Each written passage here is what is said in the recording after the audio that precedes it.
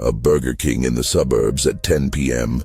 is a place that smells of desperation and cooled down frying oil. Jill and Travis were among the last customers. On the other side of the glass doors, the hulking figure of the security guard, Gary, was already looming, looking at them without much affection. "Look, the clown guard is already counting down the seconds till the end of his shift," Travis snorted, finishing his last French fry. "Bet he's just gonna kick us out right now." "Don't be an asshole," Jill smiled. "But the idea. What if we hide in the restroom, let him search for us, get pissed, and we'll come out after he leaves and film his reaction for TikTok?" The idea was stupid, nocturnal, and perfect. Under the pretext of needing to use the restroom, they slipped into the hallway with the toilets just as Gary turned away to lock the main entrance. The door to the men's restroom closed behind them with a quiet click.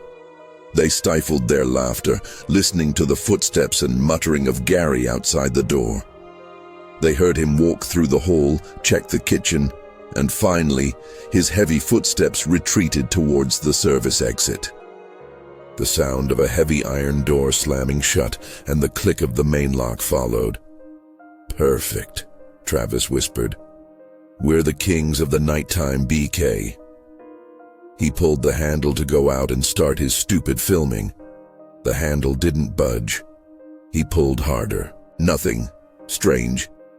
He pressed the lock button, twisted it. The door didn't move. "Let me." Jill pushed him aside. She yanked the handle, then started pounding her palm on the cold metal surface. "Hey, we're in here!" Silence. Echoing. Absolute. The silence of an empty restaurant.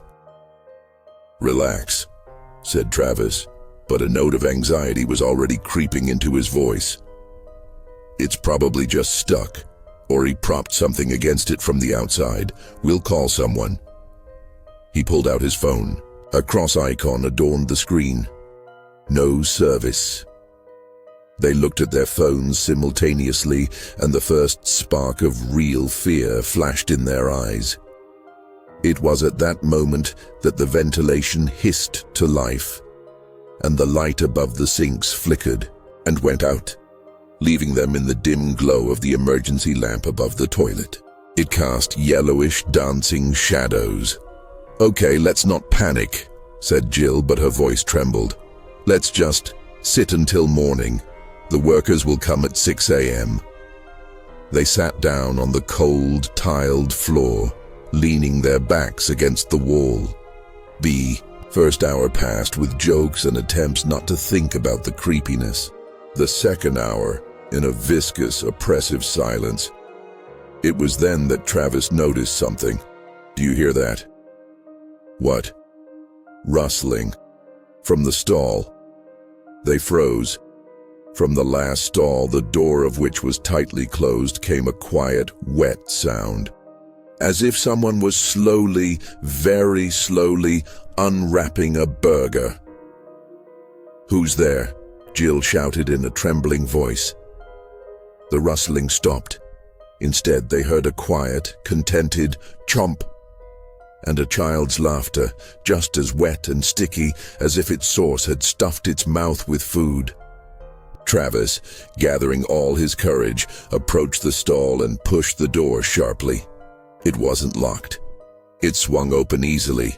The stall was empty, except for a perfectly round, neat lip print on the toilet seat rim. A print that smelled of ketchup. From that moment on, the night turned into a nightmare.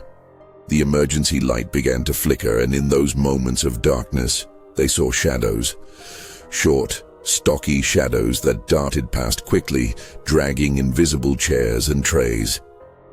Once, when the light went out for a couple of seconds longer, Jill felt something cold and oily touch her hand. They huddled together in the middle of the room, unable to move. A smell began to creep from the ventilation grate, not just of burnt oil, but of burnt meat, of a hot plastic toy, the smell of a burnt whopper. And then a voice sounded, distorted, as if from an old order speaker. It came from nowhere and right into their heads. "Pick up order number 7. Order number 7 for the king." Travis jumped up and started pounding on the door with his fists, screaming in complete hysterical terror. Jill, sobbing, pressed herself against the wall. And then she saw an eye in the drain of the sink. One large, glassy, unblinking eye that stared at her from the darkness of the pipe. And from the sink, slowly, like ketchup from an almost empty packet, a scrap of dirty red fabric crawled out. The next morning at 5:55, the first worker, Martha, opened the restaurant. Entering the women's restroom, she gasped. The door to the men's restroom was wide open. Inside, 2 phones were lying on the floor. Near one of the sinks lay a woman's cap. And on the mirror, fogged with condensation, 2 words were scrawled in someone's trembling hand. They took the order. Martha shook her head, sighed, and went to get a cloth. Those teenagers again, messing around here at night, she thought. And when she returned, the writing on the mirror was gone. Instead, a bold, smiling emoticon was drawn there, beaming like a crown. The police were skeptical about the disappearance. 2 teenagers, probably runaways, playing a prank. No signs of a break-in. The cameras in the hallway showed them entering the restroom but not leaving. The footage from the other cameras that evening was hopelessly corrupted. Nothing but static, and distorted children's voices humming the jingle, "Have it your way." But for their families, the nightmare was just beginning. Sarah, Jill's mother. Sarah, Jill's mother, didn't believe the runaway theory. Her daughter wasn't like that. 3 days after the disappearance, the home phone rang. On the other end, only heavy wet breathing and a distant metallic scraping, as if someone was dragging a grill across a concrete floor. "Jill? Honey, is that you?" Sarah pleaded. In response came a whisper, barely audible, full of static. "Mom, he says I have to cook. The king is hungry." Then a staccato, unnatural laugh and a dial tone. Sarah turned pale. She was sure it was her daughter's voice, but distorted, broken. From then on, she started finding traces in the kitchen. Not of dirt, but of something greasy, sticky. Small, sticky footprints of bare feet, smelling of onions and ketchup, that led from the refrigerator to the door, and then stopped. She started to imagine that a quiet chomping sound was coming from the oven at night. She stopped sleeping, constantly sniffing the air for that sweetish, rotten smell that now pursued her everywhere. Michael, Travis's father. Michael, Travis's father, a man of action, a former Marine. He believed his son had been kidnapped. He returned to that Burger King demanding to search everything. They let him into that very restroom. The room was sterilely clean. But Michael, standing in the middle of it, felt a chilling cold and a wave of claustrophobia. His gaze fell on the ventilation grate. Something glinted. He pried it open with a pocket knife and froze. Inside, in the dust, lay a keychain, a miniature basketball that Travis always carried with him. But the keychain was sticky, as if dipped in Coca-Cola and wrapped in a dirty, bloodied thread, twisted into a semblance of a crown. That same night, Michael had a dream. He was standing in a huge, dark restaurant hall. On a throne of cardboard boxes sat Travis, but it wasn't his son. His skin was unnaturally pale, his eyes empty, and on his head was a crown woven from wire and fried chicken bones. Travis the King looked at him with an indifferent gaze and whispered in a voice that mixed his own timbre with that same mechanical scraping, "Dad, There are no days off here. You must work. Everyone must work for the king. Michael woke up screaming. From then on, he couldn't enter any fast food place. The smell of fried oil made him nauseous. He saw shadows of employees in the windows of night establishments, pale, smiling with unnatural smiles. Meanwhile, for Jill and Travis, time had lost all meaning. They didn't know if a day or a week had passed. Their prison began to change. The walls sometimes seemed alive to them, covered in patterns resembling greasy smears. The mirror showed them not their reflections, but distorted versions of themselves, in uniforms, with empty eyes and smiles stretched ear to ear. Their minds were being played with. The voice of the king, the same one from the speaker, held conversations with them. Travis, you were so weak, afraid of your father, afraid of life. Here you can be strong. My head chef, rule the kitchen. Jill, you wanted attention, wanted people to talk about you. Become my face, my princess of advertising. You will be an eternal star. They resisted desperately, cried, held onto each other. But the voice was merciless.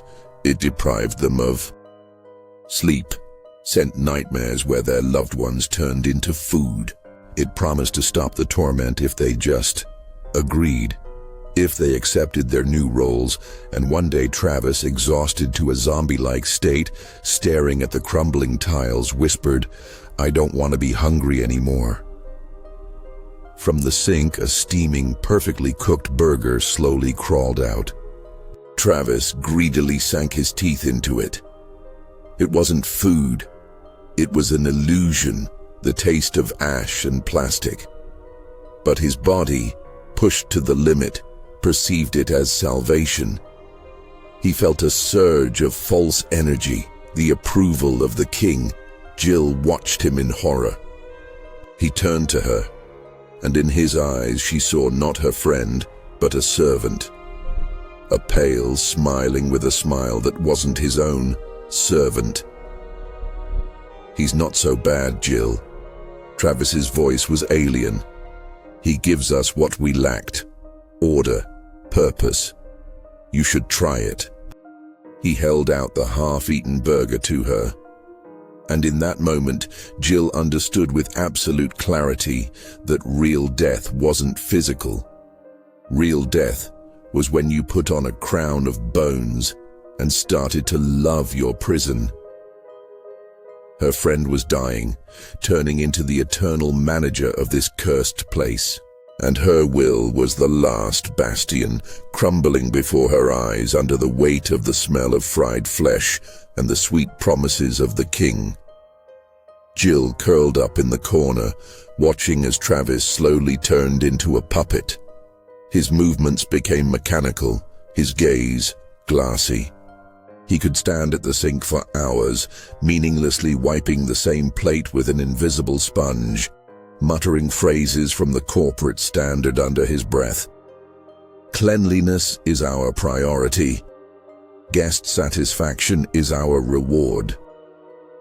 The king didn't leave her alone. The voice in her head became more insistent, more affectionate, and therefore even more disgusting. "They all come to me, my princess, hungry, lonely, empty. I fill them. I give them the simplicity of ketchup and cheeseburger. But you, I can give more. You are strong. You have a special sauce. Become my queen. Help me rule this eternal kitchen."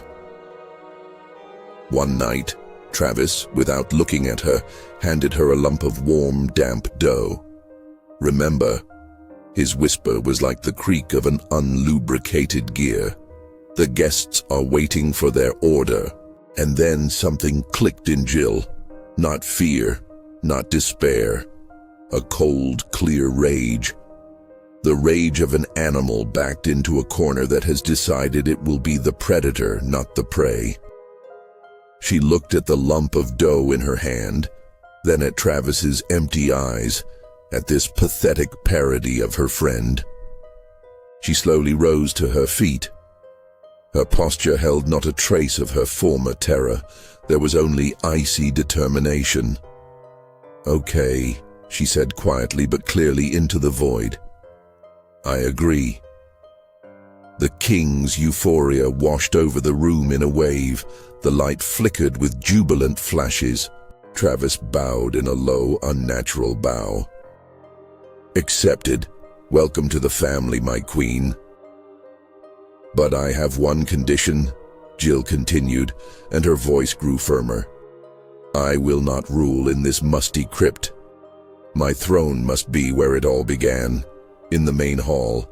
A second of tense silence followed. Then the door to the restroom unlocked with a quiet click. Jill stepped out into the dark, empty restaurant hall. Travis shuffled after her like a shadow. Moonlight fell on the shiny tables and the counter. The air still smelled of old oil and gloom.